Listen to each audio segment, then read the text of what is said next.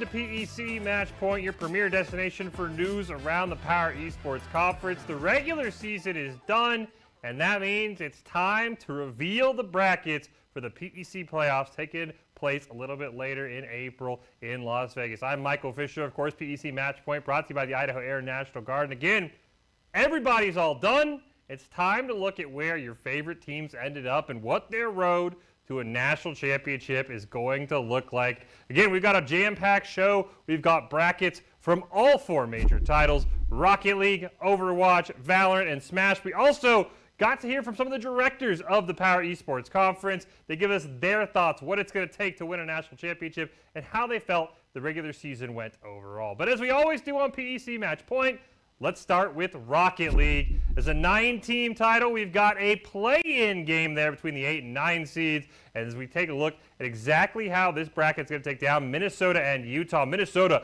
playing some of the best Rocket League of late, 3-5 in the spring. This team has found a groove at the right time. And Utah, though their record might not reflect it, this team plays close games. 4 5-game series in the spring for the Utes. The rest of the PEC combined played 5 total. So this Utes squad could easily be a few more places up in the standings if some of those games had gone a different way. That's going to be a lot of fun. And their reward, that's the #1 overall seed, the Baylor Bears, undefeated. Came a little close a couple of times, but they got the job done. A perfect record heading into the playoffs. This is a very talented squad. They can put up goals in bunches. They have 2 players, Hoxer and Andy. They're top 4 in goals in the PEC. They're top 5 in assists in the PEC. This is a very, very talented squad, and no matter who wins between Minnesota and Utah, they're going to have a tough draw. Taking a look at who finished second in Rocket League in their draw, that's going to be Boise State, the defending Rocket League champions, and this squad has all-around talent. 1, 2, and 5 in goals scored, 1, 2, and 4 in assists. This squad of Durtho, Preston, and Woozy has done everything they've needed to. They'll take on a Nebraska squad who, again, much like the Utes, Nebraska played a couple of Game 5s, could easily maybe be a little bit higher up in the standings.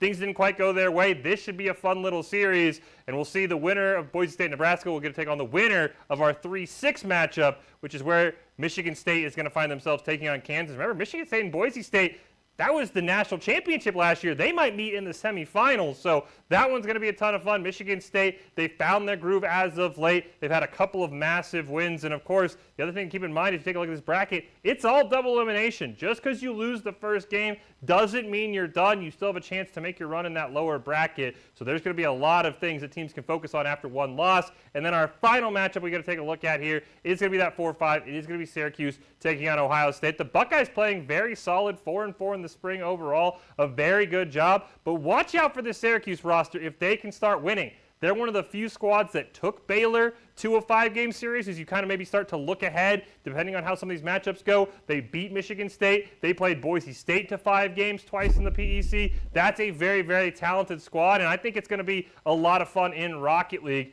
Moving on over into Overwatch, where this came down to the final day of the regular season to figure out who is going to get that #1 overall seed. Boise State, Utah, and Ohio State were all battling out, but in the end of the day, it is going to be the Ohio State Buckeyes. They sneak in, I believe, 2 percentage points better than Boise State in match win percentage. They grab the #1 overall seed, and their reward is a big one. They're going to draw a bye in this round. Minnesota, who did finish 6th overall in the standings, not going to be traveling to Las Vegas for their Overwatch squad, so that'll kind of change things up from how the regular season ended, but a massive bye for Ohio State. So they move on to the next round. They'll be playing the winner of our 4-5 game here, which actually has a little bit interesting. It's Syracuse. They're taking on Kansas.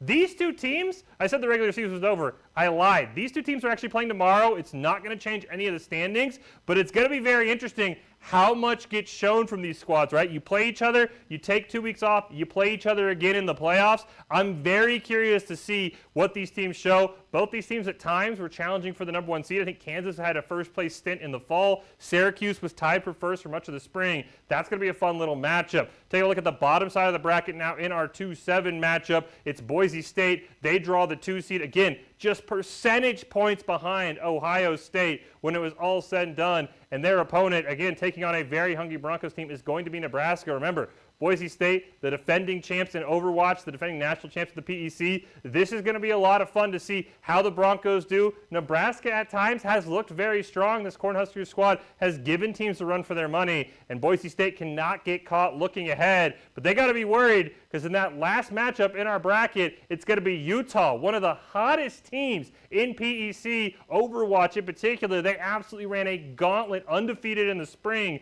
They're going to be taking on Baylor to wrap up this bottom half of the bracket. And again, the Utes are red hot. And again, I think the big thing to keep an eye on is that winner semifinal on your lower side, potentially Boise State and Utah. One of those teams maybe dropping down into the lower bracket a lot sooner than anticipated. So a massive amount of circumstances for Ohio State last day of the regular season to sneak into that one spot, get the bye, and auto advance to the semifinals. A massive job there. But I think this, again, Boise State, I think Syracuse you've got to keep an eye on, and Utah as well, another 4-team race. But this bracket looking absolutely stacked. And again, as we mentioned with Rocket League, it's all double elimination. You've got to lose twice before you're eliminated. So a lot of these teams, I think, are going to have that second win to kind of make some maneuvers, and keep your eye on maybe those Boise States, those Utahs. But we're not done yet. Before we get to the other half of the brackets, though, we got to catch up with some of the directors of the Power Esports Conference. Their regular seasons are over. We've got a couple weeks till playoffs. What are they focusing on, and how do they bring a national championship home for their team? We'll ask them that coming up next on PEC Match Point. This is our new home. Mission control, engine lock. Call you after. I'll be right next to you.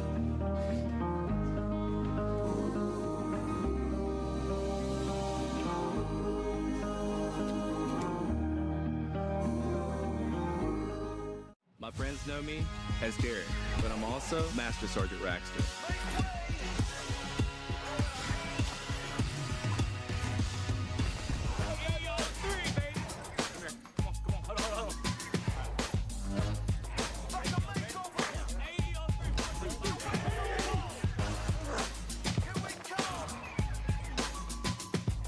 This is my life in the Air National Guard.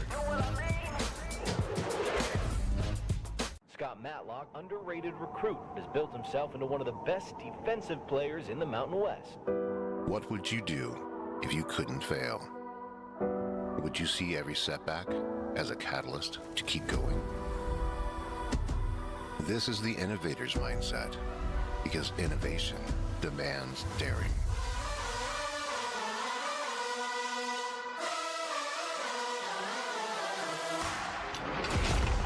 Is finding thousands of ways that don't work, and the one that changes everything.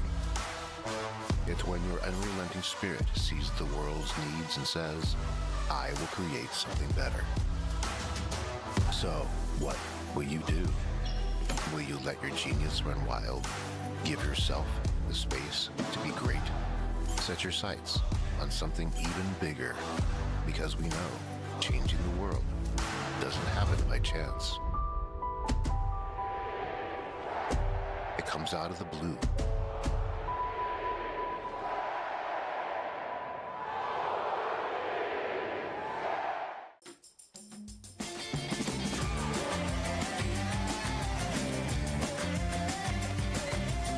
Ladies and gentlemen, attention please. About to start the show, better take your seats.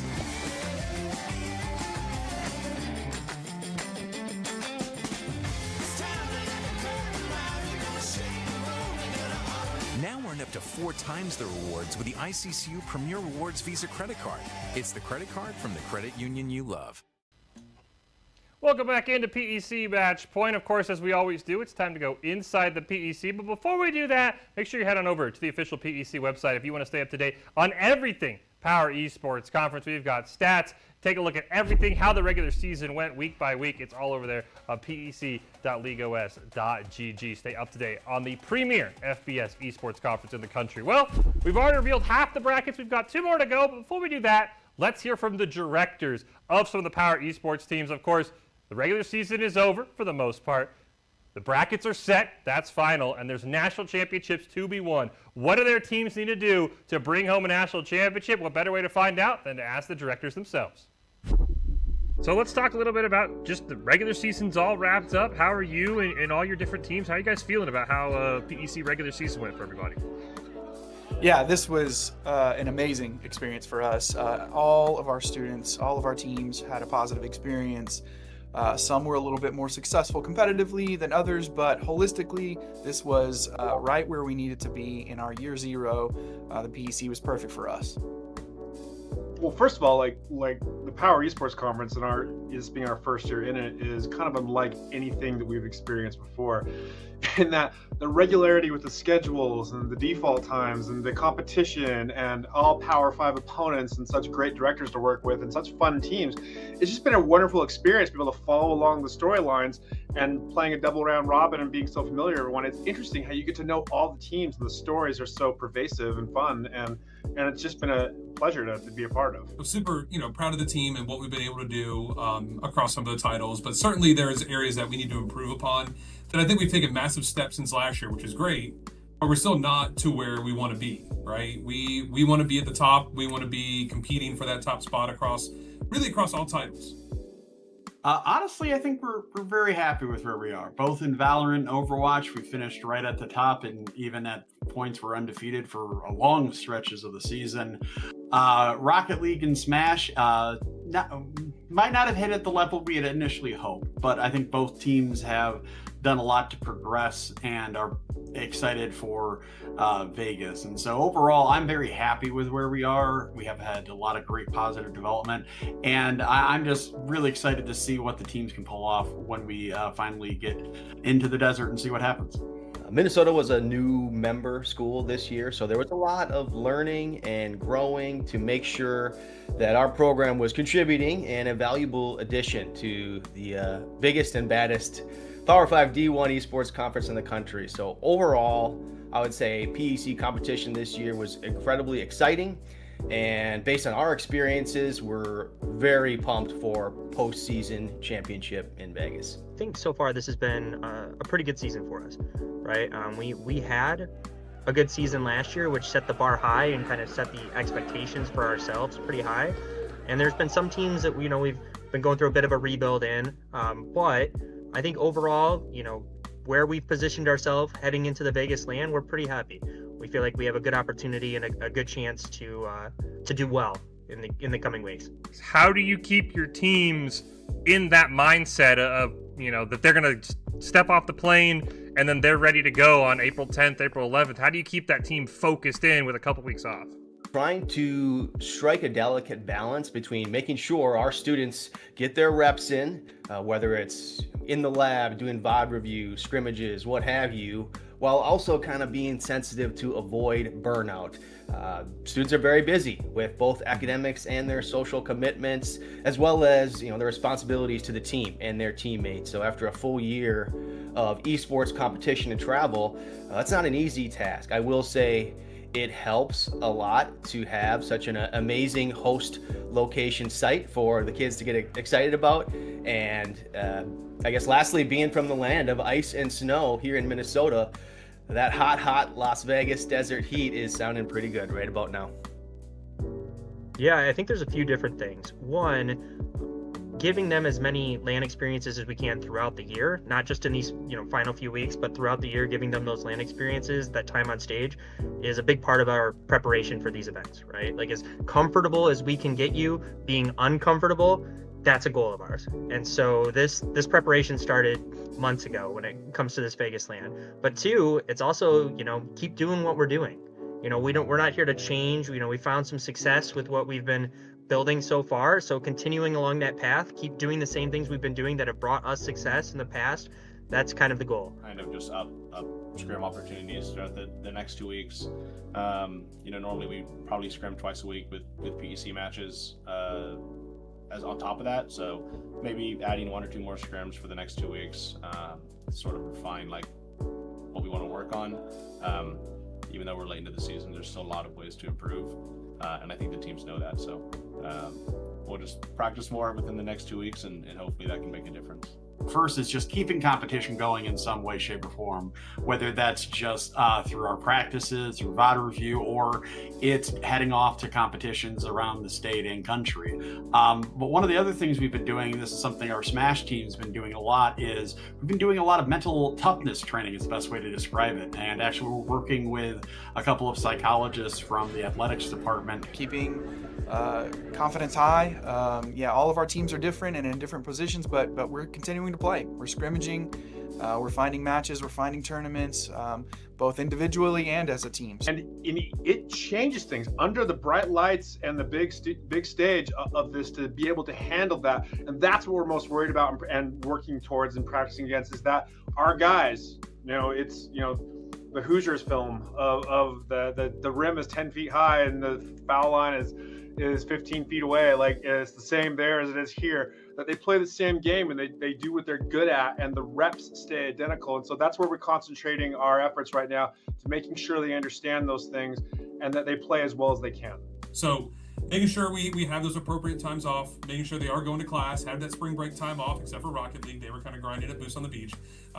So making sure that they are getting that chance to breathe and relax, get their grades up, get to class. But also, when it comes to evening times, they are grinding. We're having some team meetings. We have a full program meeting tomorrow night with all of our teams going to Vegas to make sure they understand the expectations and what our schedule will look like for the next couple of weeks leading into our Vegas trip. So again, we want to set those expectations early on, now that things have wrapped up for the PEC. Make sure they know their practices, know their scrims, know their other matches, and then they know what to expect when boots hit the ground on April 10th at the HyperX Arena. What's it going to take, right? What's it going to take so that when you leave Vegas, there's 1, 2, maybe even a third trophy with you on that ride home? I think we're coming in with confidence high, but my goodness, the PEC is so deep. Any one of these matches in Vegas can go the opposite way, and so we want to stay ready and stay confident with what we've done this year, and carrying that into the conference tournament. Not doing what they've been doing all year long, getting them to calm down a little bit, work on their breathing. We're just making sure they're ready, and I think that we will be. All 4 of our teams will be ready to compete. The lights won't be too bright, the stage won't be too big, because we're in a really good spot too compared to where we were last year. For a lot of people, we don't travel that much. So last year was like the first time a lot of our players had traveled to a place, and now we have a lot of them returning. So hopefully that can, that sort of experience can kind of carry into this year, where they're not sort of shell-shocked by the moment. There's every team is there, every player is there, so you can maybe get caught up in where you are and what's happening. But hopefully that won't happen anymore with more experience under our belt after being there for 1 year. Yeah, I think for us, our biggest goal is always to play to our potential. We're really looking at ourselves and saying, hey, where's our ceiling? How good can we play? And if we can reach that ceiling, we're confident that we can do well and potentially bring home some more championships. So, we judge success by our own measures, our own potential, and that's really what we're looking for. And this year should be an interesting one. We do have a brand new coach for Valorant in the past few weeks. And so one of the challenges for us will be, how can we adjust to a new coach with a new system, with a new way of looking at things, right? How is that going to work? And so it'll be exciting to see. I'm been really happy with the progress that's been made so far. We've seen some really exciting things. The players are ecstatic about having Coach Jensen here. And so for us, our number one goal is to play to our potential. And if we can play to our potential, we think we'll do well. Once again, big thank you to all of the directors taking time out of that to talk to us on PEC Match Point. Again, I think a lot of them, they hit the nail on the head. We've been talking about it both in the fall and in the spring here on PEC Match Point. The Power Esports Conference is incredibly deep, and there's going to be games that don't go the way that you're going to think just based off record and based off seeding, and that I think is what makes it so great. I cannot wait to see what it's going to take. I mean, remember, if you follow the Power Esports Conference last year, only 2 teams claimed national championships, right? It was Boise State in Rocket League and Overwatch. It was Michigan State in Valorant and Smash. I truly believe we're going to have 4 titles going off on 4 different planes when we get done in Vegas. Every single team in the Power Esports Conference has at least 1 title where they're a legitimate title threat. Every single title goes 4 or 5 teams deep. So I cannot wait to see what it's going to take for these teams to bring home a title. And again, big shout out to all the directors. We've had some of them on the show in the past, some of them making their PEC Match Point debut, and I think they're all ready. They're locked in and they're focused. Remember, April 10th, the PEC playoffs kick off, and we'll crown 4 national champions when it's all said and done. But we've still got brackets to reveal. Valorant and Smash are coming up. Who's got the inside track? What are the matchups you need to watch for early on in the PEC playoffs to claim that national title? We'll give you all the info coming up next on PEC Match Point. Ladies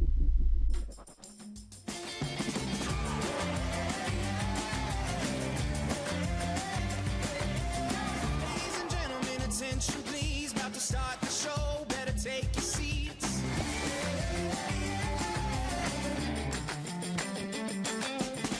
It's time to let the curtain ride. We're gonna shake the room. We're gonna honor. Now earn up to 4 times the rewards with the ICCU Premier Rewards Visa credit card. It's the credit card from the credit union you love. My friends know me as Derek, but I'm also Master Sergeant Raxter.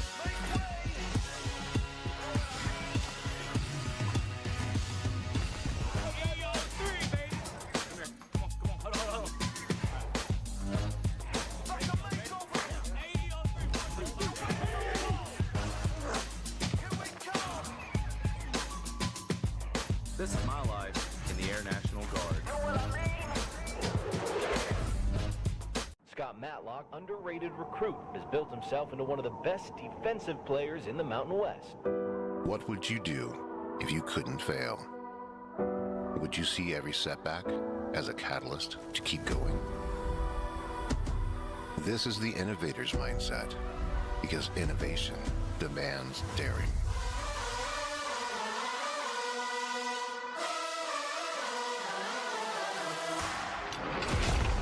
Is finding thousands of ways that don't work, and the one that changes everything. It's when your unrelenting spirit sees the world's needs and says, I will create something better. So, what will you do? Will you let your genius run wild? Give yourself the space to be great? Set your sights on something even bigger, because we know changing the world doesn't happen by chance. It comes out of the blue.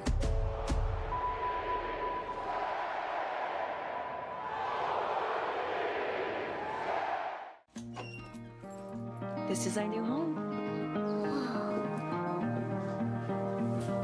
Mission control, engine lock.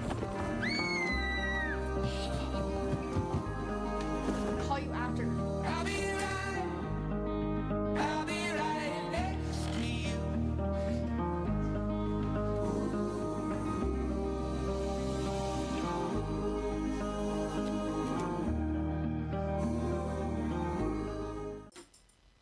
Welcome back into PEC Match Point. We continue our preview to Vegas. The regular season is all wrapped up. The brackets are ready to be revealed. And it's time to look at what path your team needs to take to claim a national championship. We've already seen Rocket League and Overwatch brackets, and now it's time to take a look at Valorant, one of our more competitive titles with a couple of upstarts who have made some massive noise, especially since we had our last show and what impact that has had on the bracket. But as a 9-team title, we start off with our play-in game. That's going to be Baylor taking on Nebraska. Baylor 2-6 this spring, Nebraska 0-8, but the Cornhuskers have taken teams deep a couple of times, a couple of crazy matches against teams like Michigan State, against teams like Utah. This Nebraska squad going to make a lot of noise. Watch out for Leno in this one. He's on the Baylor Bears, 6th in kills for the PEC. And this Baylor squad, if they start running, they can absolutely take advantage. Winner of this, well, they're going to play the #1 seed Boise State Broncos. The Broncos 8-0 in the spring. They only had 1 loss all season. That was to Ohio State, a 2-1 epic back in the fall. They have a team KD of 1.23. That easily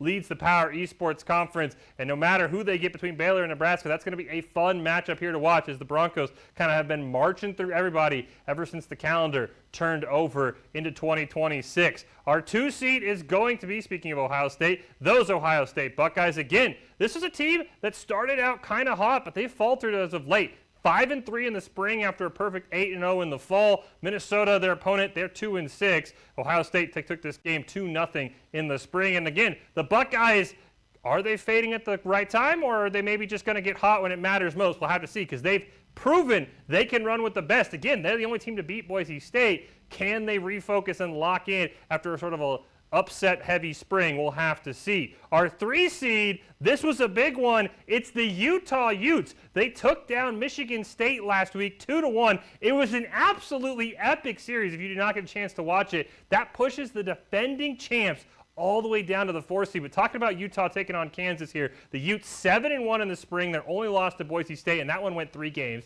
Kansas was 3-5. Their matchup this spring, Utah won 2-0. On stage for Utah, he is the PEC kill leader, 629 kills. And the Utes, by the way, have 4 of the top 15 in PEC Valorant in kills. This is a very talented squad. If they get hot early, they're going to absolutely run through you. You've got to find a way to shut them down. That's going to be a tough ask for the Jayhawks. And we mentioned it, the defending champs, Michigan State, falls all the way to the 4 seed. Now, of course, this isn't the same Spartans roster that won a national championship. Their director alluded to it, right? They have 4 new players in this year. 6-2 in the spring. They'll take on the Orange, who were 4-4. Pretz for Syracuse, he's tied for 3rd in the PEC in kills. Lemur for Michigan State, he's right above him. So this is going to be a very star-studded matchup. Watch out for Syracuse, by the way. Coming in as the 5 seed, they took Boise State to 3 games. They've taken Ohio State to 3 games. They've taken Utah to 3 games. This is a very, very talented Syracuse team, and I think this bracket is going to be a lot of fun to watch it unfold. And of course, in case you missed the opening part,